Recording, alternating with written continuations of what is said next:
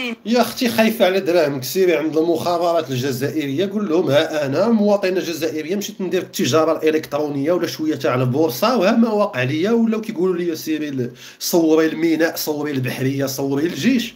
ما عندهم ما يديروا لك، ما يأذيوكش. ما تعرفيش نساء هكذا يخدموا في الكازينه تاع العسكر و... ويخدموا لداخل. قالت لي ديري روحك تروحي تشوفيهم وصوري هكذا، صوري لي بلايص. قلت لها قالت هباك استغربت. قلت لها يسمى انت تحوسي نصور لك بلايص استراتيجيه في الجزائر خطيره.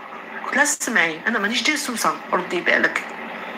قلت لها انا الجزائر هذه ما غير تمرمت فيها، عشت في كارا، جاني مريض. واذا مشيتي عند الاجهزه الجزائريه وقلتي لهم الواقعه هما يعطيوك صور كاع، يقول لك يلاه عطيها هاد الصور هذه. هما عارفين الصور الخطيره واللي ماشي خطيره، وعارفين مستوى الذكاء ديال الاجهزه العدوه، واش غديتيكتي داك الشيء جاي منهم واش ما غديتيكتيش. راه قلت لك الاجهزه في الجزائر قادين بشغلهم. كنت تمشي تقوليها لهم يقول لك اخا مزيان دي ليها هاد الصوره وقول لها راني تعرفت على واحد السيد خدام في العسكر وعنده ناس كبار، هما غيديروا معاك الاستراتيجيه.